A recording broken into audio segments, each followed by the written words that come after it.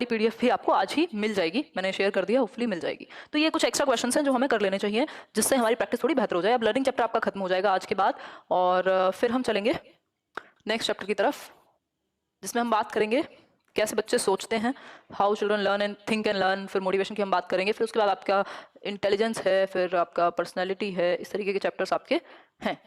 ठीक है बात, चलिए क्वेश्चंस पे आते हैं। The following is an example of classical conditioning, यानी कौन सा एक एग्जांपल है क्लासिकल कंडीशनिंग का, यानी शास्त्रीय अनुबंधन का उदाहरण ढूंढना है आपको 4 ऑप्शंस में से। फटाफट से आंसर कीजिए, फिर हम आगे बढ़ेंगे। ठीक है नेहा, मैं आपकी बात समझ गई, नया चैप्टर जल्दी शुरू कर देंगे, कल कर देंगे most probably. The following is an example of classical conditioning, यानी इनमें से कौन सा क्लासिकल कंडीशनिंग का एग्जांपल है। The dog learns the compulsion of electric shock, यानी बच्चा जो डॉग है वो विद्युत शॉक, जो इलेक्ट्रिसिटी शॉक है, जो करंट है उससे डरता है, या कंपल्शन मजबूरी सीख लेगा। The rat learns to press the lever to get food, जो रैट है वो चूहा लिवर प्रेस करना जान जाता है, किसके लिए, फूड के लिए। ये तो ऑपरेंट कंडीशनिंग है ना, यहाँ कंपल्शन की बात नहीं होती, एक नेचुरल स्टिमुलस का होना जरूरी है। ठीक, फिर है आपका the dog learns to drip saliva, कुत्ते के ऊपर ये इलेक्ट्रिक शॉक का एक्सपेरिमेंट नहीं हुआ था। The dog learns to drip saliva when it rings, हाँ जब बेल बजती है, घंटी के बजने पे कुत्ते की लार आना स्वाभाविक है, यही है क्लासिकल कंडीशनिंग का उदाहरण। फिर है pigeon learns to peek from the keys to food, ये पिजन पे भी जो एक्सपेरिमेंट है वो किसका है, स्किनर का है, ना कि पैवलव का। जो क्लासिकल कंडीशनिंग थियरी है वो पैवलव की है, और पैवलव ने ही इस बारे में बात की है। हो सकता है कल हम सारे थियरीज के बीच में डिफरेंस को समझ लें, जितनी भी लर्निंग थियरीज हमने अब तक की है ना। आगे बढ़ेंगे नेक्स्ट क्वेश्चन पे, नेक्स्ट क्वेश्चन थोड़ा सा देख लेते हैं।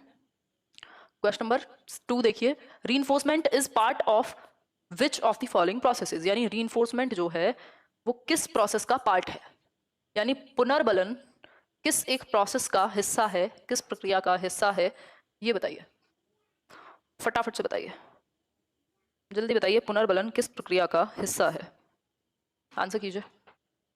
बी ऑप्शन, यानी लर्निंग, टीचिंग, इंस्ट्रक्शन। देखो आपको पता है जब बच्चा सीख रहा होता है तो आप बीच बीच में रीइंफोर्स करते हैं, पुनर्बलित करते हैं, गुड, वेरी गुड, शाबाश कह करके, या चूहे को खाना मिलता था तो वो रीइंफोर्स हो रहा था बीच बीच में एक्टिविटी करने के बाद। जब आपको रिस्पॉन्स के बाद, इसको आरएस टाइप ऑफ कंडीशनिंग कहते हैं, जब रिस्पॉन्स के बाद स्टिमुलस प्रेजेंट हो तो वो क्या है, बीच में रीइंफोर्समेंट मिल रहा है आपको, जिससे आप और ज्यादा प्रभावित हो उस चीज को करने के लिए। तो लर्निंग का एक हिस्सा है कि आप और बेहतर सीखते हैं जब आपको पुनर्बलन, वाह, वेरी गुड, शाबाश, इस तरह की चीजें कही जाती हैं या कुछ दिया जाता है तो।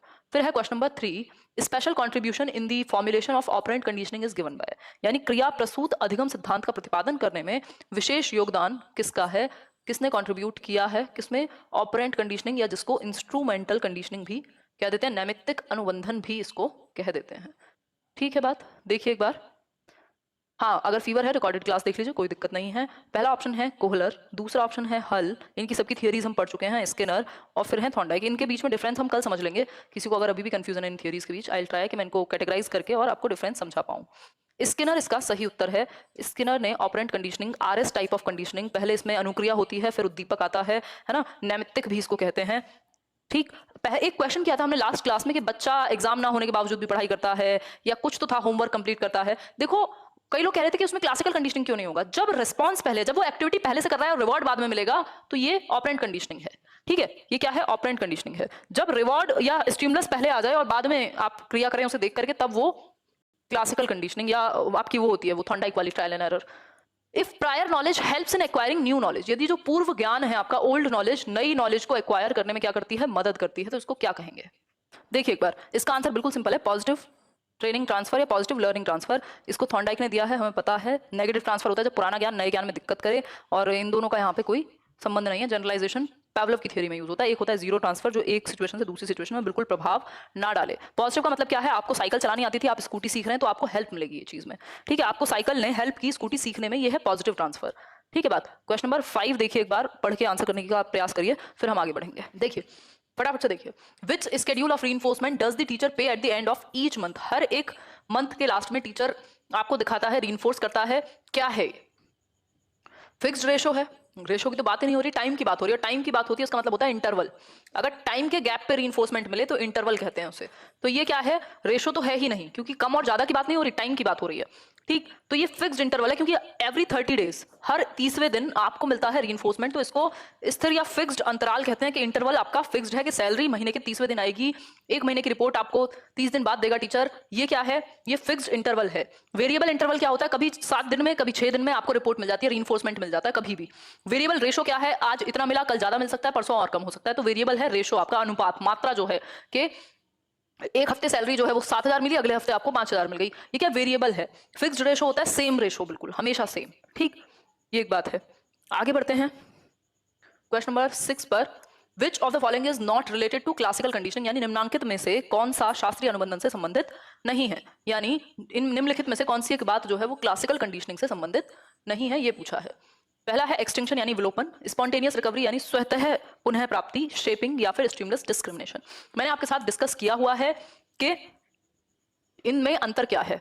दोनों ही थियोरीज में मैंने ऑपरेंट कंडीशनिंग में भी और क्लासिकल कंडीशनिंग में भी, नई एग्जाम्स तो आगे जाएंगे आपकी। बुक का नाम है 4000 प्लस एमसीक्यूज, हिंदी इंग्लिश में।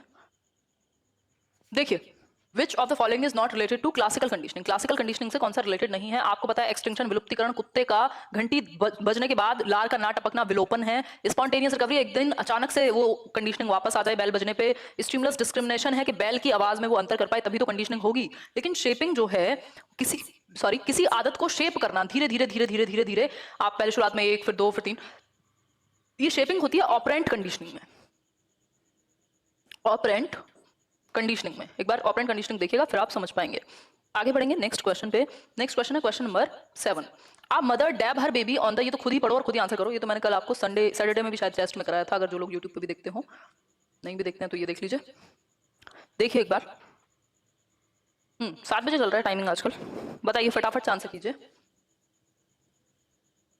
आंसर कीजिए फटाफट। क्वेश्चन खुद पढ़िए। ये तो भाई, एक माँ जो है बच्चे को थपकी देती है दूध पिलाने से पहले, और जैसे ही सर पे उसके थोड़ा सा थपकी लगती है तो वो क्या करता है, बच्चा दूध पीना शुरू कर देता है। इसमें स्टिमुलस है और दूसरा स्टिमुलस है दूध पीना, एक स्टिमुलस है सर पे थपकी मारना। 2 स्टिमुलस जुड़ेंगे तो आपको पता है क्लासिकल कंडीशनिंग बनेगी, यानी शास्त्रीय अनुबंधन बनेगा पैवलव वाला। थॉर्नडाइक में एक स्टिमुलस होगा और एक रिस्पॉन्स, तो एसआर बॉन्ड हो जाएगा। ऑपरेंट कंडीशनिंग में आपका आरएस हो जाएगा, पहले रिस्पॉन्स होगा, बाद में आपका स्टिमुलस प्रेजेंट होगा। सोशल लर्निंग में आप ऑब्जर्व करके सीखते हैं, ठीक है बात। तो ये इतनी सी कहानी है जो आपको समझ आ जानी चाहिए। क्वेश्चन नंबर 8 पर चलेंगे। The teacher told Rekha that you did not complete the homework so you are denied sports class, this is an example of what, यानी टीचर ने कहा रेखा को कि तुम्हें ना, अब तुमने अपना होमवर्क जो है वो कंप्लीट नहीं किया है, अतः आपको खेल की कक्षा से वंचित किया जाता है। अब आपको हम नहीं भेजेंगे, कहाँ, प्लेग्राउंड में आपका फेवरेट काम करने। बहुत बढ़िया सस्मिता।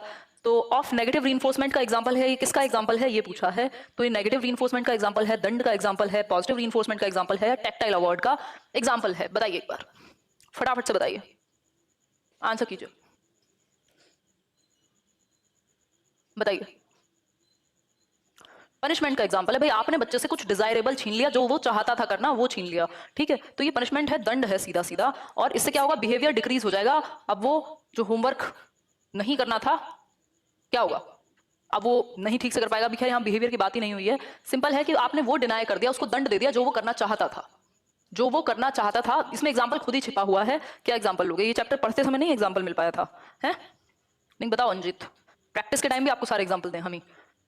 एक दिन बहुत अच्छे से क्वेश्चंस किए थे, दूसरे दिन आपकी प्रैक्टिस होनी चाहिए। अच्छा रहा आंचल, चलिए आगे बढ़ेंगे। पनिशमेंट है जब आप जो बच्चा करना चाहता है वो चीज छीन लेते हैं, जिससे उसका बिहेवियर कम हो जाए, जो उसने नहीं किया वो करे। और रीइंफोर्समेंट है जब आप बिहेवियर को बढ़ाने के लिए कोई काम करते हैं। Programmed learning is based on which of the following functions, यानी प्रोग्राम्ड लर्निंग जो है वो अभिक्रमित अनुदेशन भी कहते हैं इसको, निम्नांकित में से किस कार्य पर आधारित है, किस चीज पर बेस्ड है? स्किनर के काम पर बेस्ड है, पियाजे के काम पर बेस्ड है, पैवलव के काम पर बेस्ड है, या फिर बेंड्यूरा के काम पर बेस्ड है? फटाफट आंसर कीजिए। टैक्टाइल अवार्ड का मतलब है जिसको छू सको आप, बेंड्यूरा के काम पे बेस्ड नहीं है, क्योंकि प्रोग्राम्ड लर्निंग स्किनर के काम पे बेस्ड है, जहां बच्चे को सेल्फ लर्निंग का मौका मिलेगा, उसको अपने पेस पे सीखने का मौका मिलेगा। एक प्रोग्राम होगा जिसमें उसको खुद ही ट्राई करना होगा, फिर हिंट मिलेगा, अगर नहीं कर पाएगा तो उससे, अगर कर पाएगा तो उससे नेक्स्ट लेवल की चीज करने को मिलेगी। ऐसी सी बात होती है किस चीज में, प्रोग्राम्ड लर्निंग में, ठीक है बात। आगे बढ़ेंगे। क्वेश्चन नंबर 10 देखिए। आफ्टर बीइंग रिडिक्यूल्ड बाय हर क्लासमेट ड्यूरिंग रीडिंग प्रैक्टिस, जब एक बच्चे को रिडिक्यूल किया गया क्लासमेट के द्वारा पढ़ते समय, तो आफ्टर बीइंग रिडिक्यूल्ड यानी उपहास उड़ाया गया एक बच्चे का पढ़ते समय उसके ही क्लासमेट के द्वारा, a student begins to fear speaking in a public place. अब वो पब्लिक प्लेस पे जहां लोग होते हैं वहां वो ज्यादा बोलता नहीं है क्योंकि उसको डर है कि कहीं फिर से ना मजाक उड़ा दिया जाए किसी के द्वारा। हर new found fear in classical conditioning will be, जो उसका नया नया फियर है क्लासिकल कंडीशनिंग में, उसको आप क्या कहेंगे ये पूछा है। बताइए एक बार। देखिए सब अलग अलग एग्जाम्पल सही, इसमें अलग अलग क्या कहते हैं उसको, ऑप्शंस दे रहे हैं। अनुबंधित प्रतिक्रिया यानी कंडीशनड रिस्पॉन्स कहेंगे, ये गलत लिखा हुआ है यहाँ पे। अनुबंधित प्रतिक्रिया यानी कंडीशनड रिस्पॉन्स, ये क्या है? कंडीशनड रिस्पॉन्स है। बच्चे की हो गई है कंडीशनिंग क्योंकि उसको डर लगता है अब कि उपहास उड़ाया जा सकता है। ठीक है, उपहास उड़ाया जा सकता है। तो इसका आंसर होगा ए, रेस्ट्रिक्टेड रिस्पॉन्स नहीं, इसको प्रतिबंधित प्रतिक्रिया नहीं कहेंगे, कंडीशनड रिस्पॉन्स कहेंगे। इसमें गड़बड़ है, अगर यूट्यूब पे भी ये गलती हुई हो तो इसको चेक कर लीजिएगा, ये ट्रांसलेशन के कारण हुई गलती है। ठीक है, तो कह सकते हैं, देखो समझो एक बार, किसी बच्चे का उपहास उड़ाया किसने? क्लासमेट ने बोलने पे सॉरी, रीडिंग प्रैक्टिस के दौरान।